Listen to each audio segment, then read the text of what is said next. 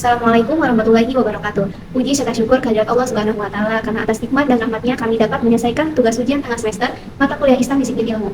Perkenalkan, nama saya Nurul Fitriani bersama rekan-rekan saya Siti Fatimah Azahra, Naila Akila Mukti, dan Zahra Sabila. Kami dari Prodi Teknologi Pendidikan kelas 4C. Pada kesempatan kali ini, kami akan membahas tentang pentingnya keseimbangan antara ilmu dan akhlak dalam pendidikan Islam, serta mengkaji sebuah kasus yang sangat relevan pada saat ini. Untuk mempersingkat waktu, mari kita masuk dalam bagian pendahuluan. Dalam Islam, ilmu memiliki kedudukan yang sangat tinggi karena menjadi jalan untuk mengenal Allah dan membentuk akhlak. Hal ini dijelaskan dalam surah Al-Mujadilah ayat 11, bahwasanya Allah meninggikan derajat orang yang beriman dan berilmu. Namun pada kenyataannya masih ada fenomena di mana ilmu tidak diiringi dengan akhlak. Oleh karena itu, penting untuk memahami bahwa tujuan pendidikan Islam bukan hanya menambah ilmu, tetapi juga menambah bentuk karakter yang baik. Selanjutnya, kami akan menampilkan cuplikan video terkait kasus yang akan kami analisis. Modus yang dilakukan oleh Syekh Ahmad Al-Misri ini adalah dengan menawarkan kesempatan melanjutkan pendidikan ke Mesir secara gratis, yaitu sebuah tawaran yang tentu sangat menarik bagi para santri yang ingin memperdalam ilmu agama. Para santri awalnya diajak mengikuti berbagai kegiatan ceramah dan pembinaan. Di dalam proses itu, mereka kemudian dijanjikan Kasus Syekh Ahmad Al-Misri menunjukkan adanya penyalahgunaan otoritas keagamaan di dalam dunia pendidikan, di mana pelaku diduga melakukan pelecehan dan memanfaatkan pengaruh agama terhadap korban. Dari kasus ini, dapat dipahami bahwa ilmu agama tidak selalu menjamin akhlak yang baik. Otoritas guru bisa disalahgunakan, dan kurangnya pengawasan menjadi faktor pendukung terjadinya penyimpangan.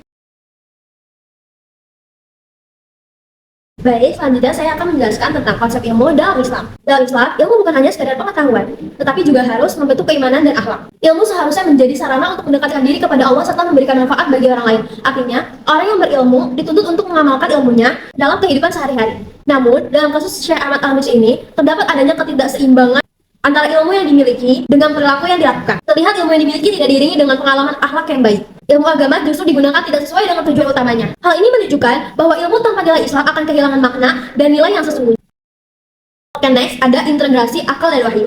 Dalam pendidikan Islam, akal dan wahyu harus berjalan secara seimbang. Akal digunakan untuk berpikir dan memahami ilmu, sedangkan wahyu digunakan agar tidak terjadinya penyimpangan. Integrasi ini penting agar ilmu yang diperoleh tetap berada dalam koridor kebenaran. Dalam kasus ini terjadi ketidakseimbangan antara akal dan wahyu. Ajaran agama atau wahyu diduga digunakan untuk kepentingan pribadi, bukan sebagai pedoman hidup. Ini menunjukkan bahwa akal yang digunakan tidak diarahkan dengan wahyu, sehingga menimbulkan penyimpangan dalam perilaku. Next ada adab dalam pembelajaran. Dalam Islam, adab memiliki kedudukan yang sangat penting dalam pembelajaran. Bahkan, adab seringkali lebih diutamakan daripada ilmu. Rasulullah SAW bersabda, "Innamal bu'istu liutimma makarihal akhlak."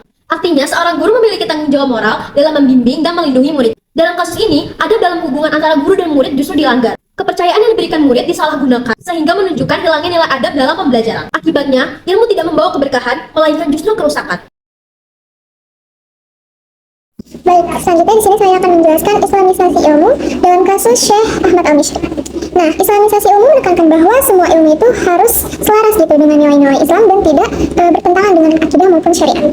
Nah, seharusnya ilmu itu digunakan untuk kebaikan dan juga kemaslahatan umat. Jadi, dalam kasus tersebut terlihat bahwa ilmu agama itu tidak diiringi dengan pemahaman dan pengalaman nilai Islam yang benar. Ilmu itu justru disalahgunakan untuk kepentingan pribadi, bahkan merugikan orang lain. Nah, ini juga menunjukkan bahwa tanpa integrasi nilai-nilai Islam, ilmu itu bisa kehilangan arah dan tujuannya, sehingga tidak lagi menjadi rahmat, tetapi justru menjadi sumber penyimpangan. Nah, selanjutnya di sini saya akan menjelaskan konsep manusia terdidiknya. Dalam perspektif pendidikan Islam, manusia terdidik adalah yang memiliki keseimbangan antara ilmu, iman, dan juga akhlak.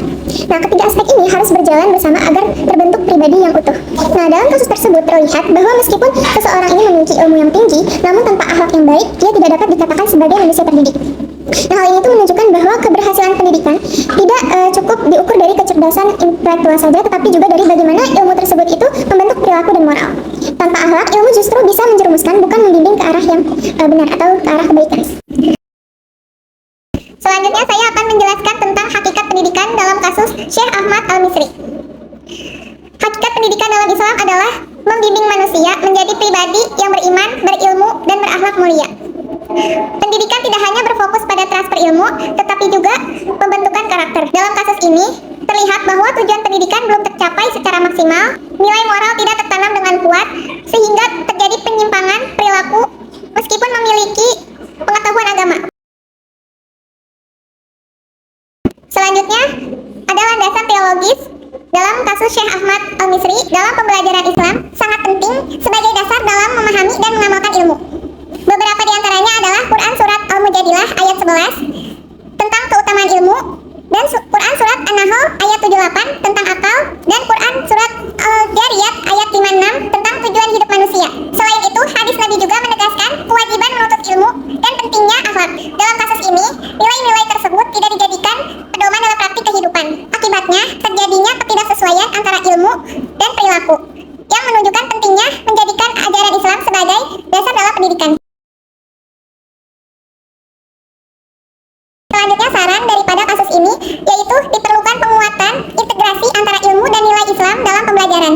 Pendidikan harus menyeimbangkan aspek kognitif dan pembentukan akhlak agar ilmu tidak disalahgunakan. Integrasi akal dan wahyu perlu diterapkan dengan menjadikan ajaran Islam sebagai pedoman dalam berpikir dan bertindak. Selain itu, penanaman adab dalam hubungan guru dan murid harus diperkuat melalui keteladanan dan pengawasan yang baik. Islamisasi ilmu juga perlu diterapkan agar ilmu digunakan untuk tujuan kebaikan. Dengan demikian, pendidikan diharapkan mampu membentuk manusia yang berilmu, beriman, dan berakhlak mulia. Baik, selanjutnya adalah kesimpulan. Dapat disimpulkan bahwa ilmu pengetahuan yang sangat tinggi sekalipun akan menjadi berbahaya dan merusak jika tidak dibarengi dengan integrasi moral. Tujuan akhir dari pendidikan Islam bukan hanya untuk mencetak orang-orang cerdas atau tenaga ahli, tetapi untuk melahirkan individu yang mampu mengamalkan keimanannya. Kualitas seorang manusia terdidik sejatinya dilihat dari seberapa selaras antara keluasan ilmunya dengan kebaikan budi pekertinya. Sekian dari kelompok kami. Mohon maaf jika ada kesalahan. Wassalamualaikum warahmatullahi wabarakatuh.